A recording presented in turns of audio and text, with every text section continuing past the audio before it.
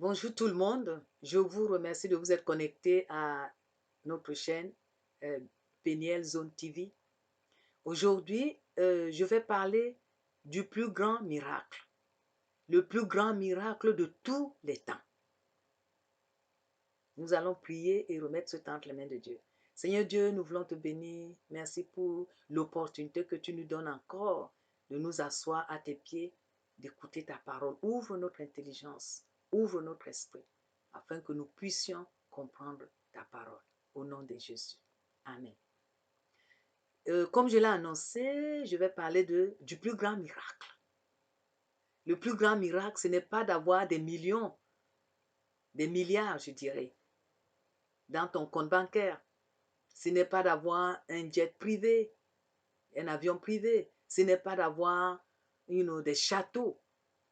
Le plus grand miracle, c'est la nouvelle naissance. Je n'ai que 10 minutes pour expliquer en termes simples la nouvelle naissance afin que tout le monde comprenne la nouvelle naissance et mette sa vie en règle avec Dieu. C'est un thème qui peut prendre des livres et des livres, mais je demande au Seigneur de me donner la grâce de l'expliquer en peu de mots et en des mots simples au nom de Jésus. Si tu es sauvé, converti, ça va te rafraîchir.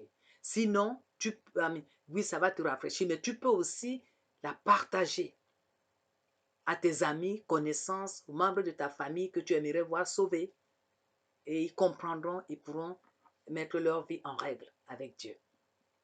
Donc, on va lire dans Jean chapitre 3 à partir du verset 1. Jean 3, à partir du verset 1.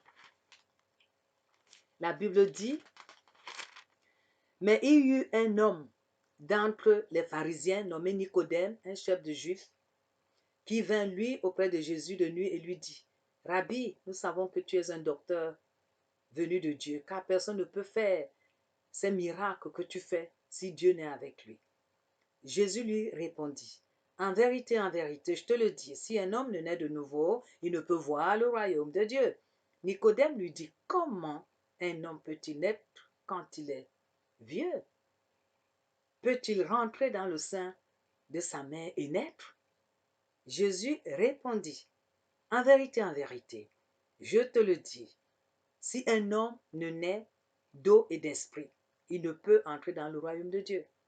Ce qui est de la chair est chair, et ce qui est de l'esprit est esprit. Ne te t'étonne pas que je t'ai dit, il faut que vous naissiez de nouveau. » Donc, le plus grand miracle, c'est la nouvelle naissance. Jésus avait dit, à quoi sert à un homme de gagner le monde entier et perdre son âme? L'histoire a commencé dans le jardin d'Éden. Quand Dieu a créé Adam, il l'a placé dans le jardin d'Éden. Adam n'avait pas, Dieu a créé Adam à son image. Si vous continuez à lire la Bible, les enfants d'Adam étaient nés à l'image d'Adam, avec la nature pécheresse. Mais quand Dieu a créé Adam, Adam était créé à l'image de Dieu sans péché. Et donc Dieu venait dans les après-midi, dans le jardin d'Éden, communier avec Adam, la Bible nous dit. Jusqu'au moment où il a péché, au moment de la chute, où Dieu ne pouvait plus communier avec lui, parce que Dieu ne peut pas communier avec le péché. Il est très saint. On va lire dans Genèse chapitre 2, à partir du verset 15. L'Éternel prit l'homme et le plaça dans le jardin d'Éden pour le cultiver et pour le garder. L'Éternel Dieu donna cet ordre à l'homme. Tu pourras manger de tous les arbres du jardin, mais tu ne mangeras pas de l'arbre de la connaissance du bien et du mal. Car le jour où tu en mangeras, tu mourras. Adam a péché le jour où il a mangé l'arbre de la connaissance du bien et du mal. Il n'est pas mort ce jour, mais Dieu avait dit le jour où tu mangeras, tu mourras. Il n'est pas mort physiquement, je dirais, mais il est mort spirituellement. La mort est entrée dans son esprit. La Bible dit dans 1 Thessaloniciens 5, verset 23, que nous sommes esprits, nous avons une âme et nous habitons dans un corps. C'est ça. Le jour où nous mourrons physiquement, notre corps va dans la terre, notre âme va se reposer et notre esprit retourne à Dieu. Parce que Dieu est le Père des esprits de toute chair. Si nous avons donné notre vie au Seigneur. Voilà. Et donc, quand Adam a chuté, quand il a péché, il est la mort, il est spirituellement mort. C'est pour ça qu'il a besoin, pour être converti maintenant, on a besoin de la naissance spirituelle. C'est de ça que Jésus parle à Nicodème. La mort dans le jardin d'Éden, quand Adam avait péché, la mort et les ténèbres sont entrées dans son esprit. Il avait son âme et son corps, il vivait, mais la mort était là. Il n'est pas mort physiquement ce jour-là. Il a vécu jusqu'à 950 ans. Donc on peut vivre et avoir la mort dans notre esprit, tant que Jésus n'est pas dans notre esprit. Donc la nouvelle naissance, c'est de reconnaître que nous sommes pécheurs. La Bible dit que nous tous ont péché et sont privés de la gloire de Dieu dans Romains 3, 23. Nous sommes descendants d'Adam. Quand Adam a péché, le péché est entré dans toute sa descendance. Quand un enfant naît à 2 ans, tu n'as pas besoin de lui apprendre à mentir. Il vient de manger le yaourt, il en a partout autour de sa bouche. Tu lui dis, qui a pris le yaourt? Il te dit, non, c'est pas moi. Parce qu'il est né, David a dit, il est né, nous sommes nés dans le péché, nous sommes conçus dans l'iniquité. Et ce cycle n'est brisé qu'en Jésus-Christ. Dieu avait toujours voulu avoir une communion avec sa créature, sa création. Et c'est pour ça que quand Adam a péché, cette communion était rompue. Il a prévu en même temps un plan de secours afin que nous soyons restaurés dans cette communion. Lorsque nous recevons Jésus-Christ dans nos vies, c'est à la nouvelle naissance et de reconnaître que nous sommes pécheurs, nous avons besoin d'un sauveur, ouvrir nos cœurs et recevoir le Seigneur dans nos vies. Il vient habiter en nous par son Esprit Saint. Là où il y avait la mort, il n'habite pas dans ton corps physique, il habite justement dans ton esprit. Là où il y avait la mort, il vient avec la vie. La Bible dit, en lui était la vie et la vie était la lumière des hommes. Il est vie et lumière. Il vient habiter dans ton esprit pour régénérer ton esprit, remettre la vie qui était perdue dans ton esprit et la lumière. C'est pour ça que les gens qui voient, quand ils voient un chrétien, ils voient la lumière. Cette lumière vient du fait que le Seigneur Jésus demeure en toi par son Esprit Saint. Donc c'est ça la nouvelle naissance. Reconnaître que tu es pécheur, tu te repens, tu invites le Seigneur Jésus dans ta vie. C'est simple. C'est pour ça que les gens ne prennent pas ça au sérieux. Le jour où tu donnes ta vie au Seigneur, tout change. Tu changes de royaume. Le royaume, tu sors, la Bible dit, il nous a délivrés de la puissance des ténèbres et nous a transportés dans son royaume de lumière. Tu sais, sur cette terre, il y a 2 royaumes qui se côtoient. Il y a le royaume des ténèbres dont Satan est le maître et il y a notre royaume, le royaume de lumière dont Jésus-Christ est le maître. Nous allons le voir dans 1 Jean, chapitre 5, verset 19. Tout est dans la Bible. Nous savons que nous sommes de Dieu et que le monde entier est sous la puissance du malin. Le monde entier. Nous sommes de Dieu. Nous sommes de la famille de Dieu. Le jour où tu invites Jésus-Christ dans ta vie, tu reçois Jésus dans ton cœur, tu deviens enfant de Dieu. Tu me demandes, et les autres alors? Les autres sont les créatures de Dieu. C'est les créatures de Dieu. La Bible dit dans Jean, chapitre 1, verset 12, à ceux qui l'ont reçu, Dieu a donné le pouvoir de devenir enfant de Dieu.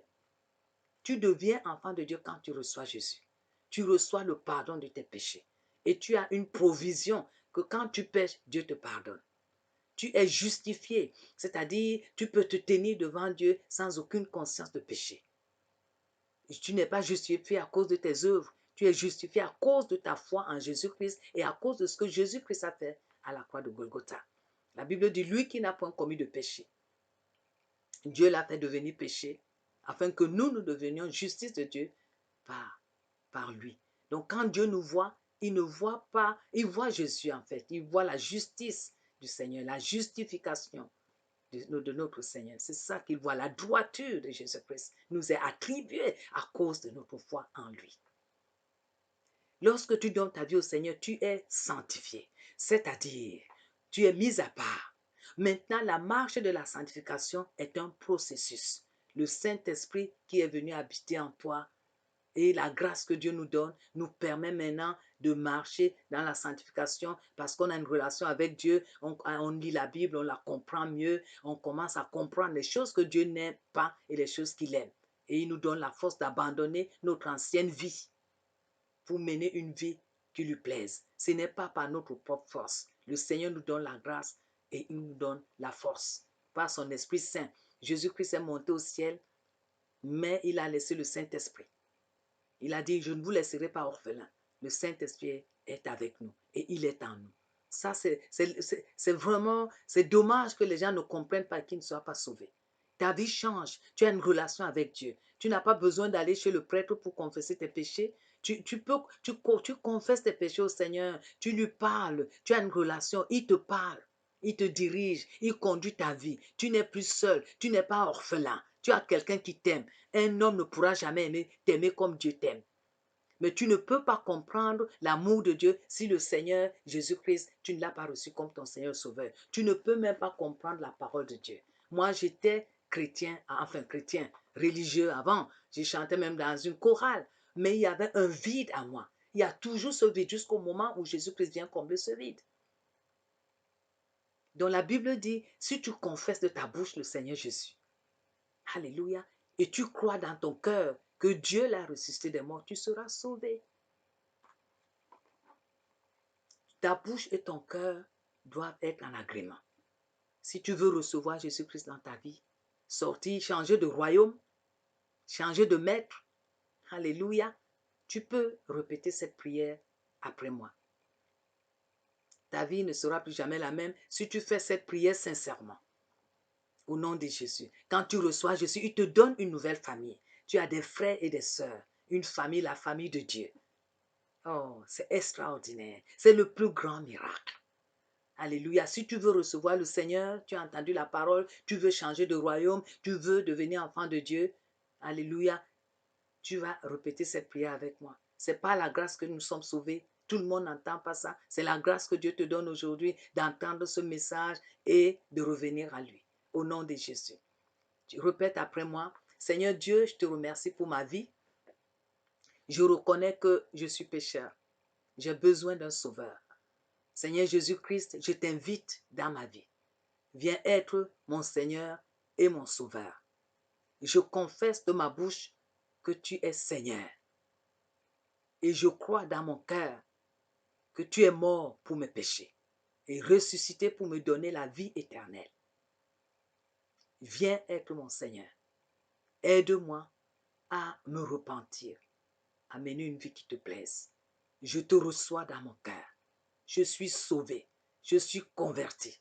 Jésus-Christ est mon Seigneur. Ma vie ne sera plus jamais la même. Au nom de Jésus. Merci Seigneur parce que tu inscris mon nom dans le livre de vie. Au nom de Jésus-Christ.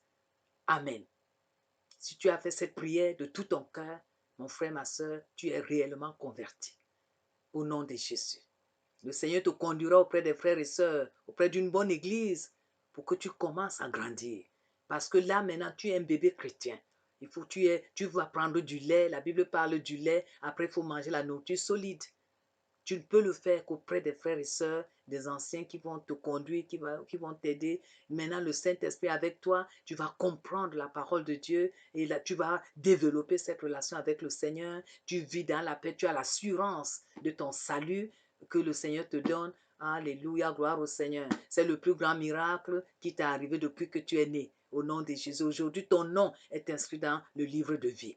Alléluia, gloire au Seigneur. Quand tu quittes cette terre, tu sais où tu vas aller. Tu vas auprès du Seigneur. Au nom de Jésus. Seigneur Dieu, je vais prier pour tous ceux qui ont reçu le Seigneur Jésus ce soir, ce jour. Seigneur, je prie pour tous ceux-là qui ont fait cette prière. Je prie au Seigneur que tu fasses ce que personne ne peut faire dans leur vie. Que tu viennes les aider à comprendre la profondeur de l'engagement qu'ils ont pris, Seigneur. La profondeur du bien, Seigneur, de la vie que tu leur donnes à ce jour. Aide-les à grandir. Protège-les, Seigneur. Sépare-les de leur passé. Aide-les. La Bible dit, c'est par ta bonté que nous parvenons à la repentance. Couvre-les de ta bonté, de ta grâce et conduis-les pas à pas sur le chemin de la sanctification. Aujourd'hui, le pouvoir du péché est brisé sur leur vie. Ils peuvent dire non au péché, non à Satan et oui à Jésus. Bénis-les, Seigneur. Remplis-les de joie. Au nom de Jésus-Christ. Amen.